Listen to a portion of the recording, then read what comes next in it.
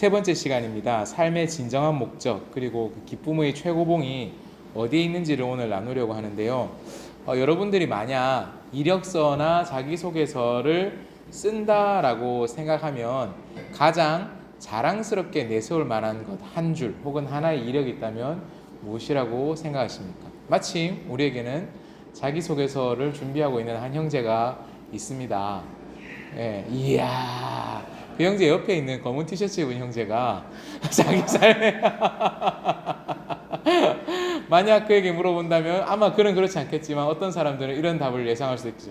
무슨 대학교 입학 뭐 이런 거, 뭐 이런 것들을 할 수도 있겠죠. 또 어떤 사람들은 자기가 재직하고 있는 좋은 회사 그리고 그 회사의 직함을 이야기를 하고 적을 사람들도 있을 테고요.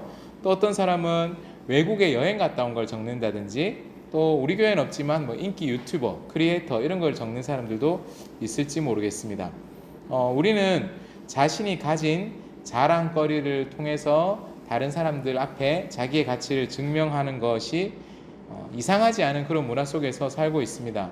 이것은 특별히 우리 시대의 모습은 아니고요. 우리가 이미 지난 시간에도 이야기했던 것처럼 바울이 살았었던 당시에 그 빌립보 사회에서도 명예수치 문화라는 것이 있었다고 했죠. 내면의 어떤 가치보다는 다른 사람들이 나를 어떤 존재로 보아주느냐가 자기를 입증하는데 굉장히 중요한 것이 되었고, 이것은 어쩌면 모든 인간들, 그냥 세속적인 모든 사람들이 살아가는 사회의 본질적인 모습인지도 모르겠습니다. 좋은 학벌, 높은 연봉, 또 자가주택, 혹은 자녀의 성공, 그도저도 안 되면 SNS의 팔로워 숫자 등의 외적인 성취를 통해서 나는 괜찮은 사람이다라는 만족감을 느끼고 그것이 자부심이 되고 그것이 과해지면 정체성이 되기도 하죠.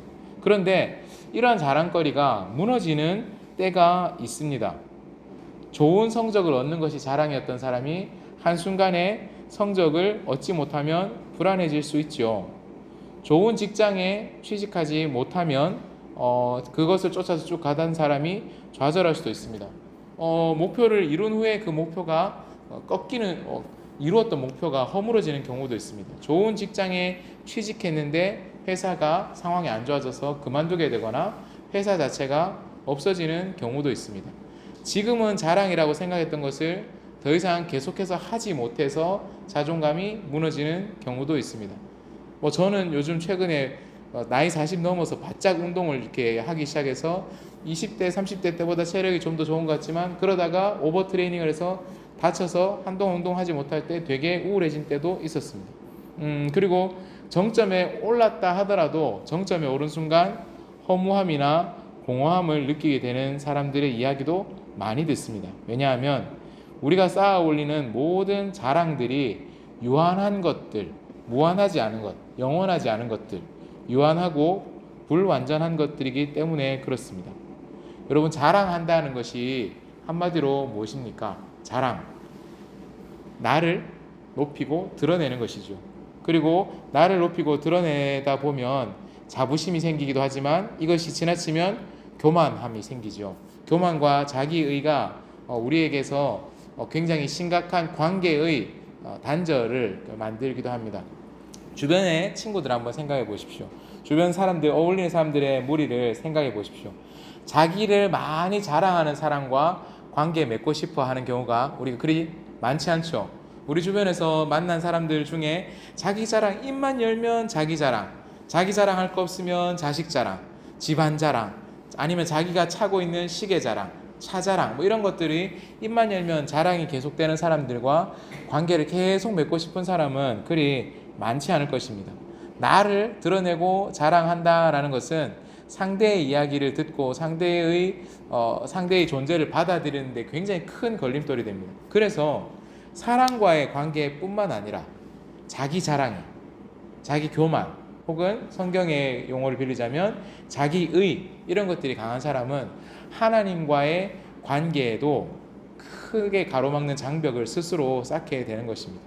그리고 이러한 자랑들은 결코 우리에게 영원하거나 혹은 무한한 기쁨을 줄 수가 없습니다. 우리가 지금 3주째 만나고 있는 사도 바울이라는 사람은 세상의 다른 이력서들 기준으로 보자면 누구보다도 화려한 이력서를 가지고 있었던 사람입니다. 그런데 오늘 말씀해 보면 그는 그 모든 것을 배설물로 여겼다라고 말합니다. 한글 성경이 고상하게 번역한 것이죠. 똥으로 여겼다라는 것입니다. 도대체 무엇이 그가 그토록 다른 사람들은 그토록 갖고 싶어 했었던 최고의 자랑거리들을 똥처럼 여기고 그 최고의 자랑을 쓰레기통에 던지게 만들었겠습니까? 그가 더 나은 것을 찾았기 때문인데 그가 찾은 더 나은 것이 무엇이었겠습니까? 우리는 오늘 이 바울의 고백을 통해서 가장 기쁨의 최고봉으로 올라가는 길을 함께 찾아보고자 합니다. 바울은 먼저 빌립보서 3장 4에서 6절에서 자신이 가진 자랑거리, 세상적인 자랑거리를 거침없이 나열합니다. 제가 한번 읽어보겠습니다. 그러나 나도 육체를 신뢰할 만하며 만일 누구든지 다른 이가 육체를 신뢰할 것이 있는 줄로 생각한다면 나는 더욱더 그러하리니 나는 8일 만에 할례를 받고 이스라엘 족속이요 베냐민 지파요 히브리인 중에 히브리인이요 율법으로는 바리새인이요 열심으로는 교회를 박해하고 율법의 의로는 흠이 없는 자라. 짧은 구절이지만 여기 일종의 바울의 이력서가 있습니다. 여기 몇 가지 요소들을 보죠. 먼저 출신이 나옵니다. 자, 바울은 어디 출신입니까? 예? 자, 여기 보면 바울이 8일 만에 할례를 받은 정통 유대인이자 선택받은 백성인 이스라엘 족속 중에서도 베냐민 지파 출신이다 라고 이야기를 합니다. 그래서 자기를 히브리인 중에 히브리인이다 라고 이야기를 합니다. 이스라엘에는 12개의 지파가 원래 있었습니다. 이스라엘이 원래 사람 이름이었어요. 이 사람은 원래 이름이 이스라엘이 아니었고 원래 다른 이름을 가지고 있는데 하나님이 나중에 이름을 새로 지어주시면서 이스라엘이라는 이름을 주시면서 이게 민족의 이름이 됐어요. 이 사람의 원래 이름은 힌트 야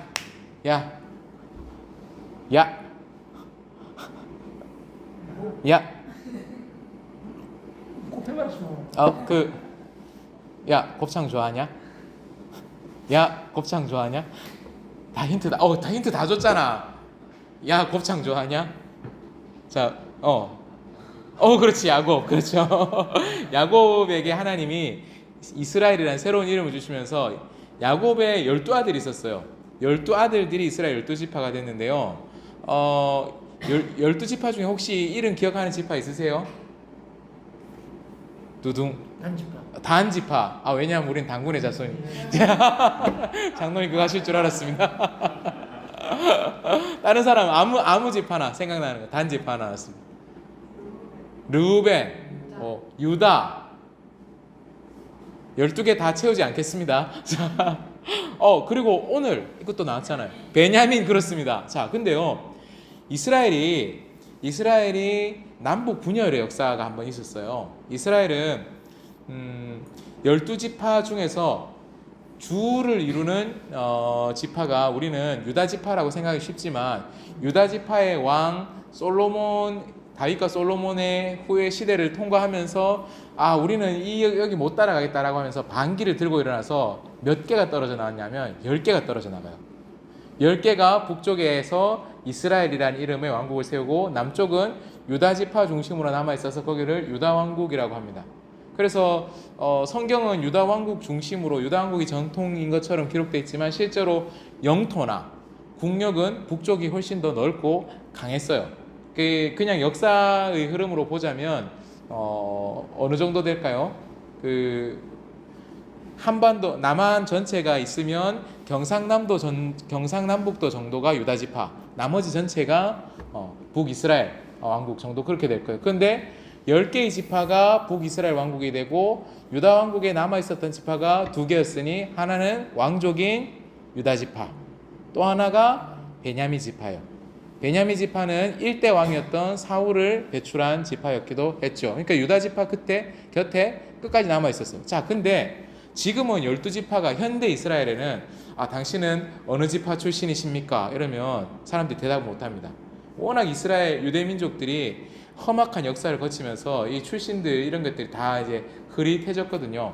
근데 예수님 당시 혹은 바울 당시에도 이미 비슷한 일이 있었습니다. 2개의 왕국 중에 북쪽 이스라엘이 먼저 망해요. 아수르, 아시리아에 의해서 멸망해요. 아시리아에 의해서 멸망했는데 아시리아 사람들의 정책이 어떤 정책이었느냐? A 나라, B 나라, C 나라, D 나라를 내가 다 정복했어. 그러면 A 나라 사람들을 A 나라에 살게 하는 게 아니라 B, C, D 나라에 다 흩어버리는 거예요. B 나라는 마찬가지로 A, C, D 나라에 다 흩어버리고 이래서 원래 민족을 말살시켜버리는 거예요. 그래서 북이스라엘에 있었던 10개의 지파 사람들은 극소수를 제외하면 대부분 원래 자신들이 유대인이었다라는 정체성을 완전히 상실하고 지금 어딘가에 그 DNA들이 흩어진 채로 살고 있는 거죠. 그러니까 예수님과 바울 당시에 내가 성경에 기록된 족보 있는 집안이다라고 할 수 있는 지파는 딱 2개밖에 없는 거예요. 유다 지파, 베냐민 지파. 그리고 이름이 바울의 원래 바울도 이름이 2개였거든요. 바울이 썼던 또 다른 이름 뭔지 아세요? 자, 힌트. 자, 경이야 이거 몇 개야? 4. 바울의 또 다른 이름 뭐였을까? 4. 사울. 자, 그래요. 근데 이거는 뭐하고 비슷하냐면 당시에 국제화된 사회에서 한국 사람인데 영어 이름 갖고 있는 경우 있잖아요. 영어 이름, 예은이 영어 이름 있어요? 없어요? 경이 영어 이름 있어요? 있잖아. 비밀 부끄러워요. 자, 알겠습니다. 저는 영어 이름 세뮤얼입니다. 세뮤얼. 그러면 한국 사람들끼리 있을 때는 정환. 만약에 제가 그 백인 친구들, 영어권 친구들 만날 때는 세뮤얼 혹은 샘 이렇게 이제 이야기하기도 합니다. 그러면 이제 이거 뭐냐? 이 히브리인들, 유대인들끼리 있을 때는 사울이라고 부르고요. 그리스 문화권에 사는 사람들하고 있을 때는 바울이라고 불렀던 거죠. 그런 식으로 이름을 2개씩 가지고 있었는데 원래 갖고 있었던 이름이 사울이에요. 자기 지파에서 나왔던 왕의 이름을 따는 거죠. 그 이름을 짓는 방식이 우리 한자 문화권에서는 옛날에 위인들의 이름을 딴다기보다는 뜻을 조합해서 좋은 뜻을 갖는 이름을 지어주지만 이스라엘 그리고 거기서 파생된 유럽 쪽의 이름 짓는 방식은 역사나 집안의 훌륭한 인물, 닮고 싶은 인물의 이름을 따서 짓는 경우가 많거든요. 그래서 그쪽 동네는 비슷한 이름들이 되게 많은 거죠. 자, 그러니까 바울은 어떤 사람이냐면 태어날 때부터 집안 어른들이 자, 우리 집안은 말이야 사울 왕을 배출했고 그리고 다 북이스라엘로 갈 때 다윗의 후손들 곁을 끝까지 지켰던 베냐민 가문이야. 그리고 너는 야, 이제 우리 베냐민 가문을 다시 일으킬 만한 훌륭한 제목으로 자라나길 바래라는 마음으로 사울이라는 이름을 지어준 거예요. 그리고 또 8일 만에 할례를 받았다라고 했는데요. 할례는 뭐냐? 이스라엘 사람임을 신체에 표시를 하는데 그 남자 약간 민망한 이야기는 하지만 남자 성기 끝에 피부를 살짝 잘라내서 몸에 표시를 남기는 거예요. 살짝 근데 이게 이 표시를 나중에 법도가 만들어진다면 성인이 돼서 하기도 하지만 아주 매뉴얼대로 하면 태어난 지 딱 8일이 됐을 때 하게 됐거든요. 근데 바울은 사울이라는 이름과 바울이라는 이름을 둘 다 가지고 있잖아요. 그러니까 아마도 이스라엘 유대 땅 본토에 살기보다는 그리스화된 그 주변 지역에서 살고 있었던 일종의 이민자였을 텐데 그럼에도 불구하고 그런 규칙을 엄격하게 지킨 거예요. 정통파 유대인이라는 자부심이 대단히 강한 그런 사람이었던 거예요. 그리고 그가 자신을 소개할 때 내가 율법으로는 바리새인이었다. 바리새인은 성경을 좀 읽은 분들은 바리새인 이러면 되게 나쁜 사람, 부정적인 느낌으로 생각하기 쉽지만 당시 예수님 당시쯤에 유대의 종교가 너무 세속화되고 원래의 색깔을 잃어버리니 우리가 성경 율법을 연구해서 그 율법의 본질에 맞춰서 다시 돌아가자라고 했었던 그런 사람들이었어요. 그러니까 그 사람들이 성경을 이해하고 또 이스라엘과 유대의 전통에 대한 어떤 사랑과 헌신 이런 게 보통이 아니었던 사람들이었던 거죠. 바울은 이민자 가족이었을 가능성이 크지만 그럼에도 불구하고 다시 돌아와서 그런 공부를 하고 정통파 바리새인이 됐던 사람이었어요. 그래서 자기가 율법을 지키는 일에 있어서는 흠이 없는 사람이다라고 자부했었고 그렇기 때문에 자기의 어떤 종교적인 열정이 너무 강하기 때문에 율법에 어긋나는 것처럼 당시에 바울이 보았을 때 율법에 어긋나는 것처럼 보였던 새로운 무리들 예수 그리스도를 믿는 새로운 무리들을 막 박해하고 공격하는 그런 일에 앞장섰던 사람입니다.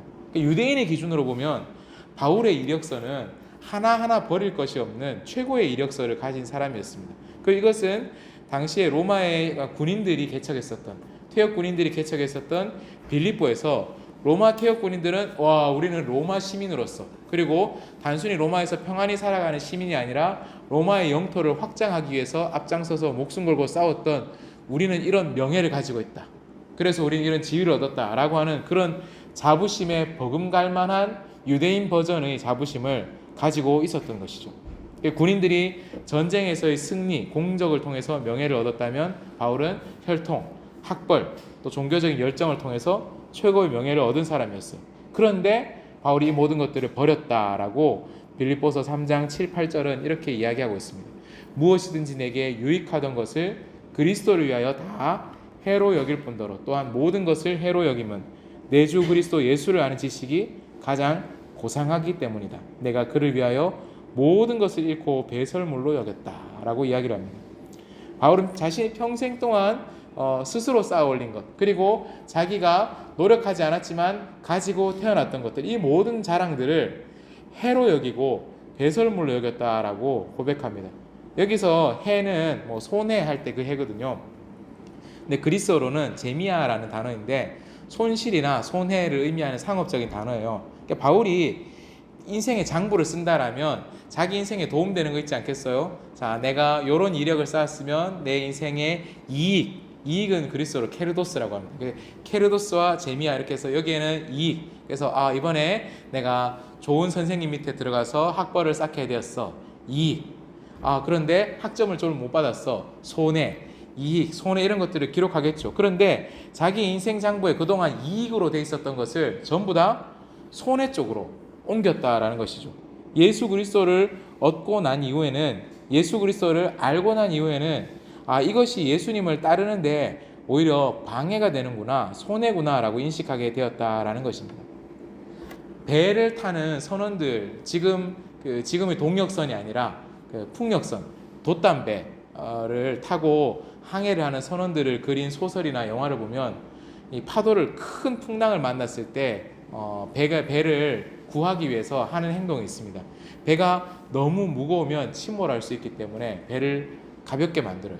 배를 가볍게 만들기 위해서는 무엇인가를 내려야 되겠죠. 뭘 내려야 되겠습니까?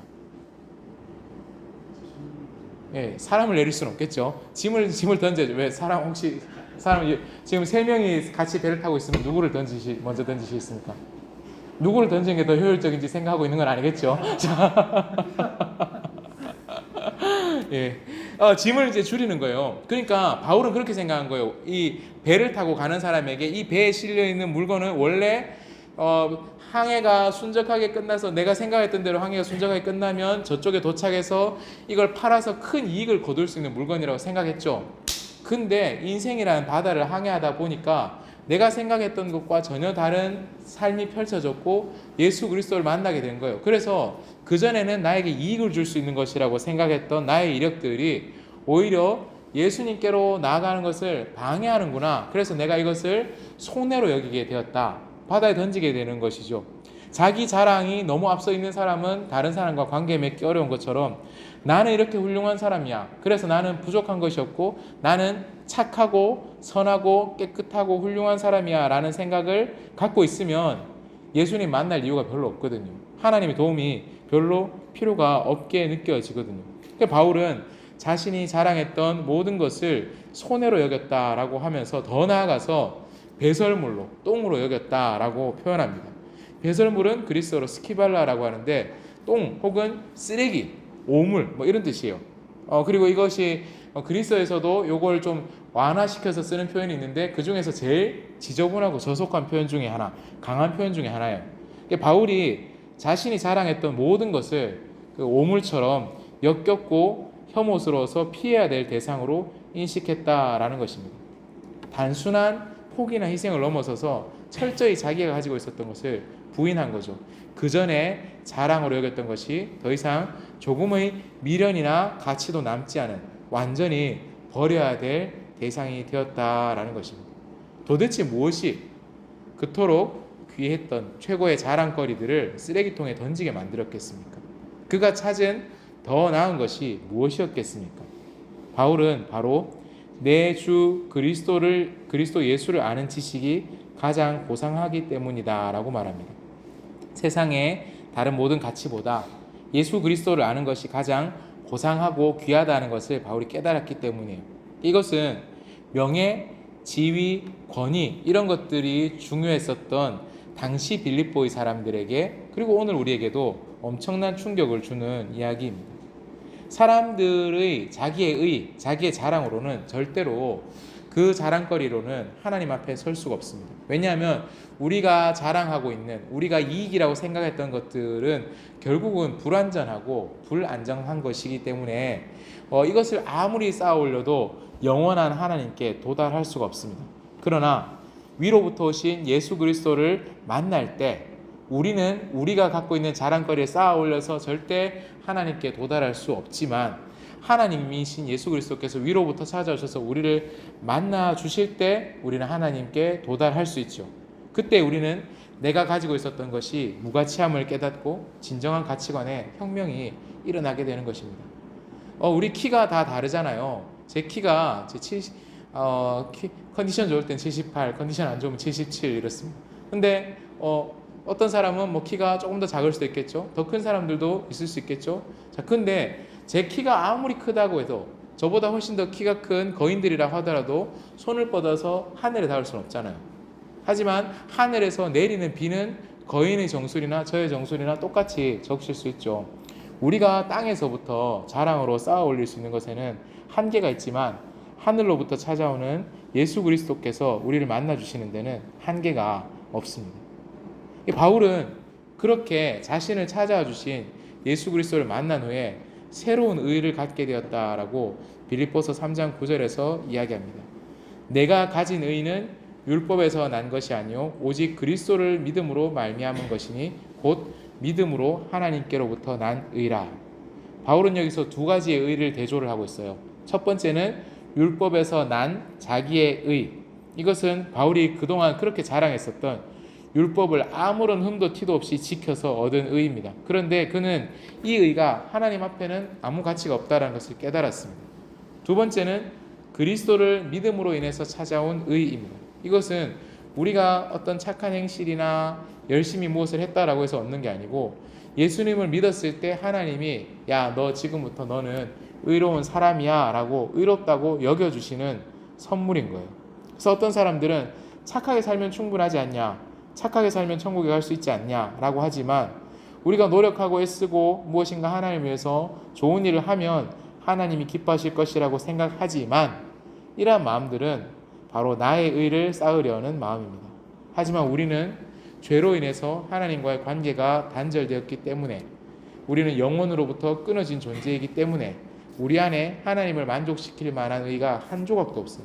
이 절망적인 상황에서 예수 그리스도께서 십자가에서 죽으심으로써 우리의 죄값을 모두 치르시고 우리는 우리의 노력이나 행동이 아니라 예수 그리스도를 믿음으로 말미암아서 하나님께서 인정하시는 완전한 의를 얻게 되었습니다. 성경은 이것을 기쁜 소식이다라는 뜻으로 복음이라고 부릅니다.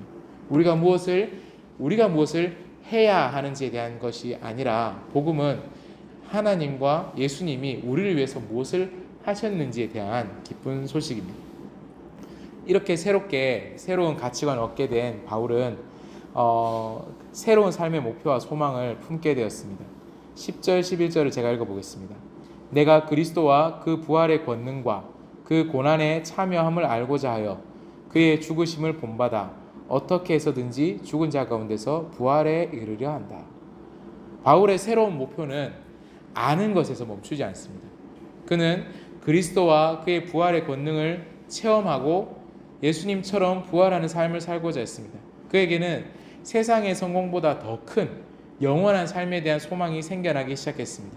이것이 바로 최고의 기쁨입니다. 영원한 삶에 대한 소망. 이것이 기쁨의 최고봉인 것이죠. 그리고 이 영원한 소망은 당시의 빌립보의 성도들에게 더욱더 특별한 의미로 다가왔을 것입니다. 20절 21절을 제가 읽어보겠습니다. 그러나 우리의 시민권은 하늘에 있는지라 거기로부터 구원하는 자 곧 그리스도 예수를 기다리노니 그는 만물을 자기에게 복종하게 하실 수 있는 자의 역사로 우리의 낮은 몸을 자기 영광의 몸의 형체와 같이 변하게 하시리라. 빌립보 사람들이 자랑스럽게 여겼던 게 뭐냐면 우리는 로마의 시민이다라는 로마 시민권이었어요. 이 시민권이 그들에게 명예도 보장해주고 안전도 보장해 주었습니다. 그런데 바울은 우리의 시민권은 하늘에 있다라고 선언합니다. 로마보다 더 높은 권위의 시민권이 우리에게 있다라고 이야기하면서 이 땅의 삶에 안주하지 말고 영원한 천국의 소망을 품고 살아가도록 권하고 있는 것이죠. 그리고 이것은 당시에 박해와 고난을 겪었던 빌립보의 성도들에게 엄청난 위로와 힘이 되었을 것입니다. 이 땅의 시민권은 로마 당국의 박해로 언제든지 박탈될 수 있지만 하늘의 시민권은 이 땅에 누구도 빼앗을 수 없는 영원한 것이기 때문에 그렇습니다. 우리가 소망을 품을 때 유한한 것의 소망을 품을 것이 아니라 영원한 것의 소망을 품어야만 우리는 최고의 기쁨을 누리고 또 그 기쁨을 기대하면서 살아갈 수 있는 것입니다. 성경이 말하는 기쁨의 최고봉은 세상의 다른 자랑, 성취 그런 것들이 아니라 예수 그리스도를 아는 지식, 그리고 예수님을 믿는 믿음으로 얻는 의, 또 나아가 부활의 소망에 있습니다. 우리는 무엇으로 우리의 이력서를 혹은 자기소개서를 쓰고 채워가고 있습니까? 바라기는 바울처럼 그 전에 자랑으로 여겼던 모든 것들을 배설물로 여기고 예수 그리스도를 최고의 자랑으로 삼아서 그분을 온전히 알고 그분을 따라가는 것이 우리의 이력서를 채웠으면 좋겠습니다. 그리고 이 모든 것은 우리의 힘으로 되는 것이 아닙니다. 지난주에도 나누었듯이 하나님은 우리가 당신을 위해서 무슨 일을 하는 것, 그것에 기뻐하시기 전에 우리가 예수님처럼 될 때에 기뻐하십니다. 우리의 노력과 행동이 아니라 우리 안에서 일하시는 하나님의 은혜를 신뢰하고 하나님을 알아가는 삶으로 나가기를 하나님 바라고 계시죠.